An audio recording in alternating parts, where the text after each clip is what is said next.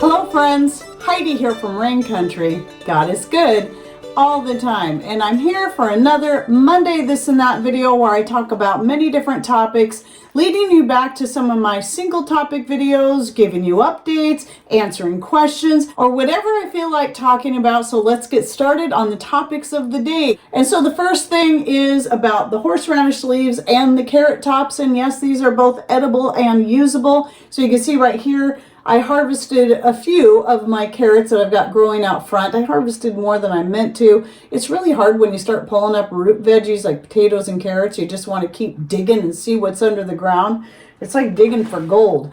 But anyway, oh man, I love the aroma of fresh, organically grown garden carrots from my own garden. So it just makes my mouth water. But the main thing I wanted to mention is that one of the things I do with the tops is a lot of times I'll use them fresh to just sprinkle onto, maybe I'm baking up some potatoes in butter, and I'll chop up some carrot tops and sprinkle them on there to add some color as well as nutrition. But I also dehydrate them up, and then that's something that goes into my mixed greens blend. So what I'm going to be doing is linking down below to my most recent mixed greens video where I talk about the many different things that I add. It changes from year to year. It just depends on what I'm growing the most of. Sometimes I'm not always growing carrots. Some things I always have are things like nettle, dandelion leaves, and grape leaves. Sometimes I'll add kale and collards. If I'm growing beets, I might add beet greens to that, or turnip greens. It just depends on the year. Be sure to go check that out. And if you're not sure how that works, it doesn't matter what device you're on. It doesn't matter if you're on Rumble or YouTube. Just look down here below the screen itself, and somewhere down here you'll find the words either more or show more, depending on your device. Just click on that. It'll open up the description box so you can find all the video links and any other information we put down there. And then here are just a few horseradish leaves. This bigger one is from my oldest plant. And then I've got some younger ones here. Well, here's another of the larger ones. Now, what can you do with horseradish leaves? Now, this is going to be the first year I've decided to dehydrate up horseradish leaves. They do have a nice flavor, very similar to the root, but not near as hot, just a lot more mild. And it's something you would want to use in limited quantities because it is going to be high in your oxalates, but it doesn't mean it's all bad. Most of your greens have some amount of oxalates, so I don't demonize all the greens because of that. It's really good to add for flavoring, but especially if you're doing any kind of fermenting where you've got something in there you're trying to keep crisp. So when I do my cucumber kimchi, which my cucumbers are starting to come on, and I'll be doing a video on that, but it's going to be so far out that for most people your cucumbers will be done. So I'm going to give you this tip right now. If you're wanting to make pickles using a fermentation process rather than using vinegar, then, which I do like to do, then adding horseradish leaves in there. Just what I do for that, like for the kimchi, is I take a chunk about this big, put it at the bottom of the jar, and then put another chunk at the top of the jar. And I found that did an excellent job at keeping the cucumbers crisp. Even though I'm not using pickling cucumbers, I'm using straight 8s. When I did that cucumber kimchi, it kept those cucumbers crisp for months because I had actually forgotten about it. I had meant to work through them a lot quicker, but there was just a little bit left in the jar, and it got pushed to the back of the refrigerator. And then I found it. I'm like, oh, I thought I'd eaten all this. And so I'm like, I'm sure these are total mush. And it had been like maybe 6 months.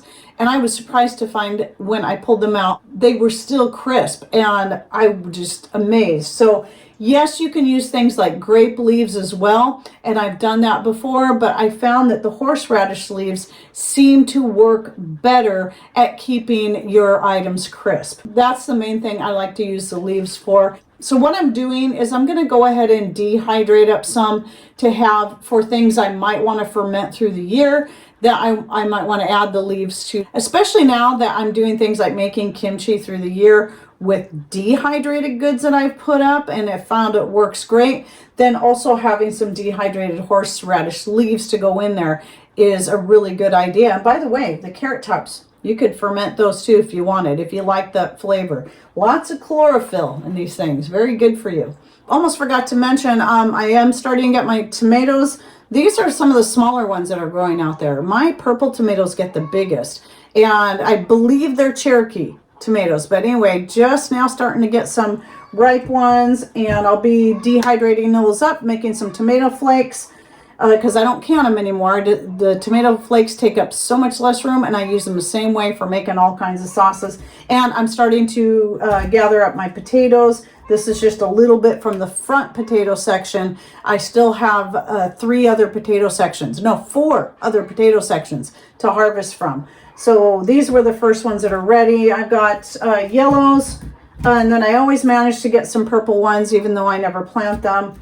These were some of the healthiest purple ones I've seen, and then some red ones. No massive red ones so far this year, but maybe in the backyard, because the ones in the front took a long time. They just got too cold for them out there, but the plants in the back, beautiful, just beautiful massive plants. So I'm guessing I'll have bigger potatoes. I'm going to be digging up more, and this weekend I'm going to be canning some more. Not a ton, but it is nice having some canned potatoes on hand for potato salad. If you want to throw together a quick potato salad, having the potatoes ready to go, that's the only way I use canned potatoes. Other than that, we like to use them fresh for fried or frying or baking, or I can dehydrate them up and powder them to use for making mashed potatoes for things like shepherd's pie and more. So moving on from there, here is my most recent vinegar. This is a floral hair wash vinegar. So I make my floral vinegar specifically for washing my hair. So I do use Dr. Jacobs soap on my hair once a week as a shampoo, but the rest of the time, and sometimes I make my own shampoo, but it's just so easy to go ahead and use the Dr. Jacobs, and I love it. Any other time I wash my hair through the week, I only wash with the vinegar. When I use soap, I still follow up with the vinegar rinse.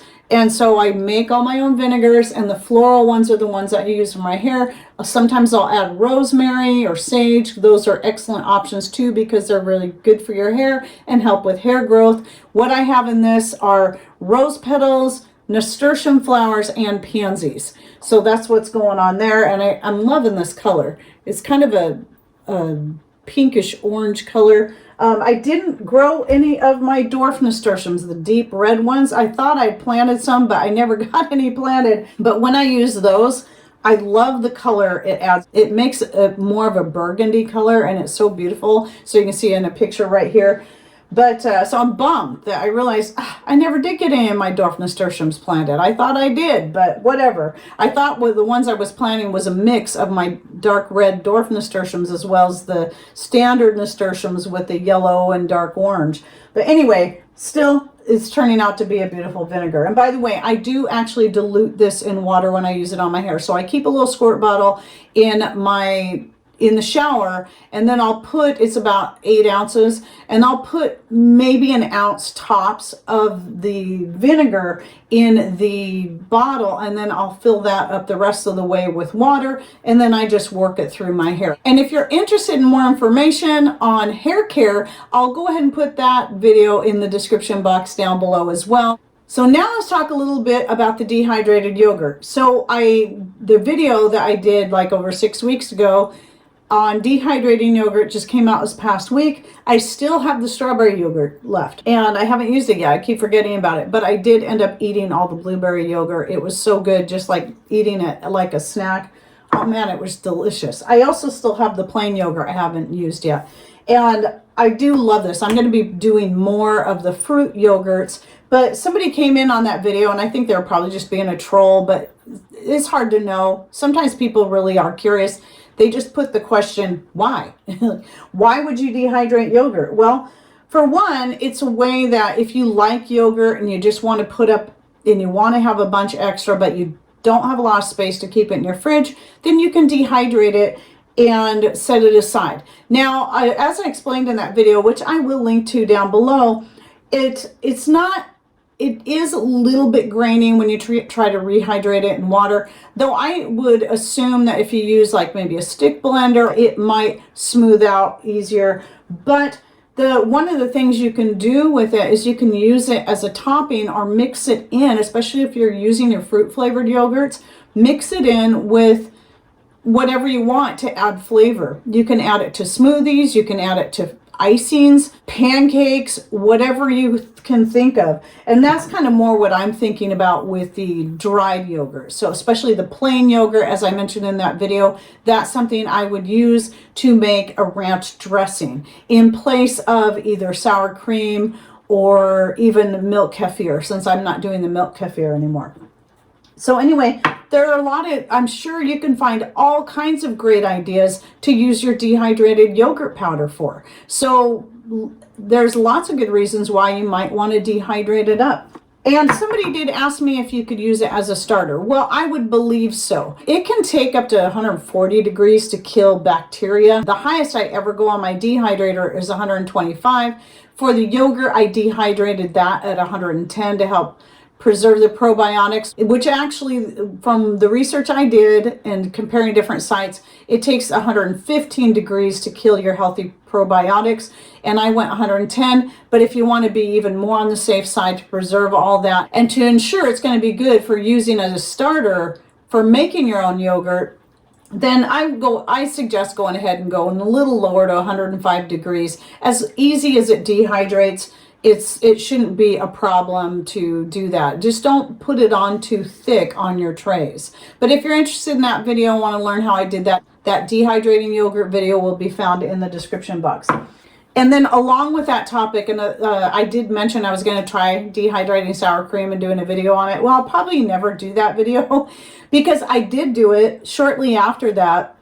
I got some organic sour cream from Misfits Market, dehydrated up the whole thing, just to give it a try. And while it dehydrated up great, just as easy as the yogurt, and it actually powdered up pretty good, when I went to rehydrate it or reconstitute it and add water, it just wanted to clump and didn't want to absorb the water. And that is because the sour cream has a much higher fat content than even your whole yogurt, which is the only kind of yogurt I use. I do not buy non-fat silliness. I only use whole milk based products because that's going to be healthier for you in the first place.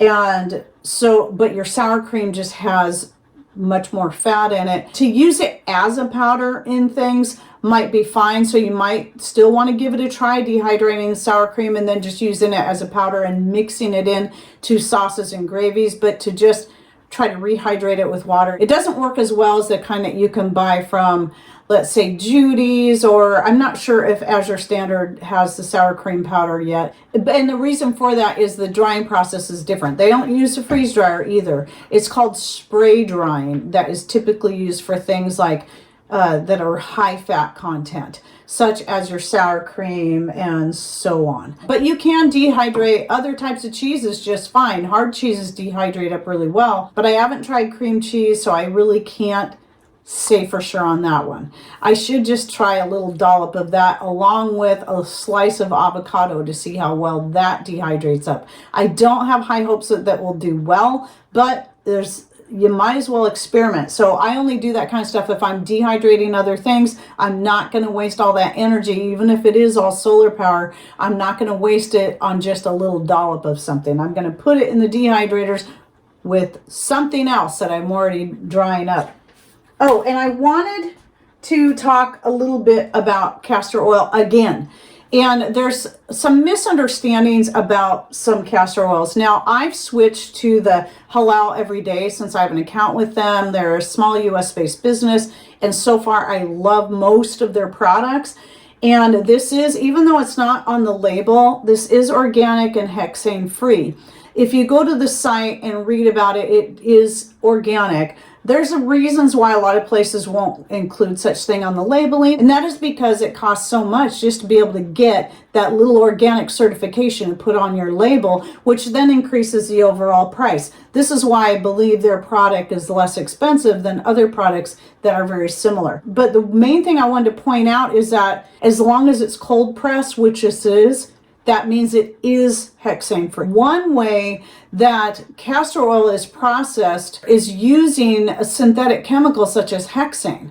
But if it's cold pressed, that's done naturally without the chemicals. So if it already says cold pressed, there's no need to look for hexane free. It already is hexane free because it was done without synthetic chemicals and no additives. It says right there on the bottle. But another thing I wanted to point out is that I've been using this one in my eyes and it hasn't bothered my eyes at all.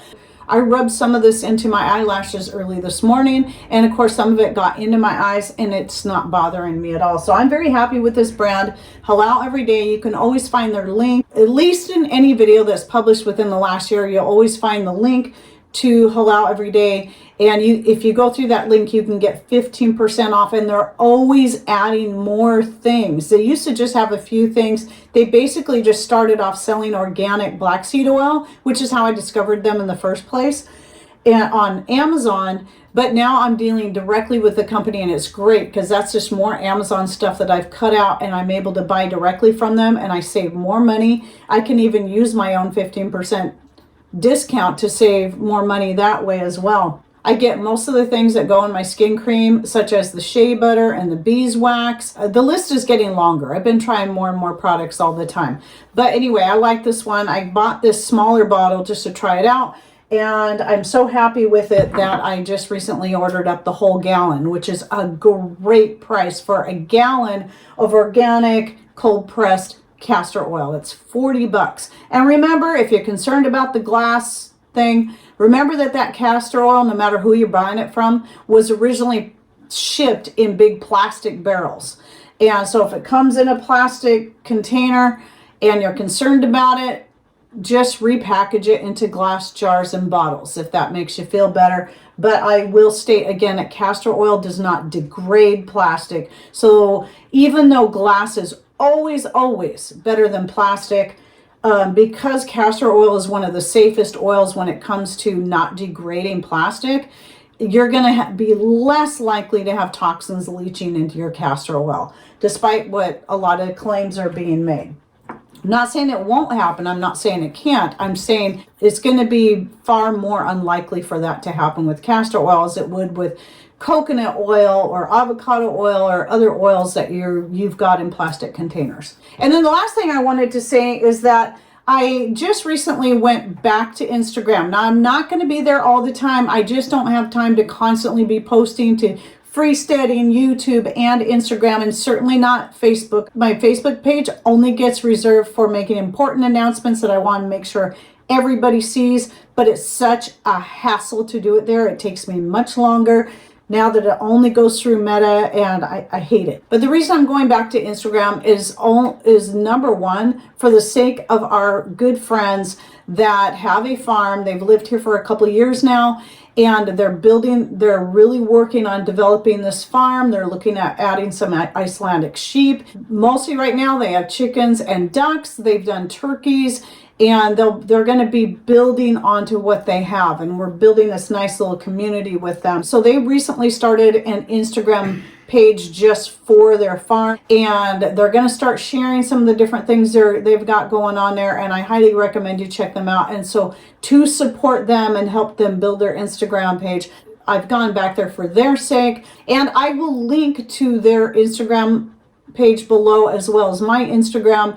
But if you're not on Instagram, don't feel like you got to go over there for my sake or their sake. I only put this information out there for those who already have Instagram. So don't feel like you got to run out and set up an Instagram account. Nobody expects that out of you. But then the other important thing I want to point out is that when it comes to contacting me directly and privately, email is the number one place. Now, if you're that lady who keeps trying to send me emails and then asking me questions and I reply and they bounce back saying that there's no such address, then maybe you should try to contact me through Freesteading or Instagram. Just know that if you send me private messages through anything other than my email, it might be days or even weeks before I even see your message. That's why I don't recommend that. method, but if it's a one way, if email's not working, it's not going through, and you're not hearing back from me through the email, it could be because for some reason I'm not able to reply to your email, or I try to reply and it keeps coming back. And don't bother with Facebook at all. I never see messages there. So email first, freesteading second, is the second most likely place I'll see your message, and then Instagram third. So anyway, just wanted to throw that out there, and I hope you enjoyed my this and that for the week. Don't forget to check out the videos and other links I'll be putting in the description box down below. Thanks for watching. Take care, and God bless.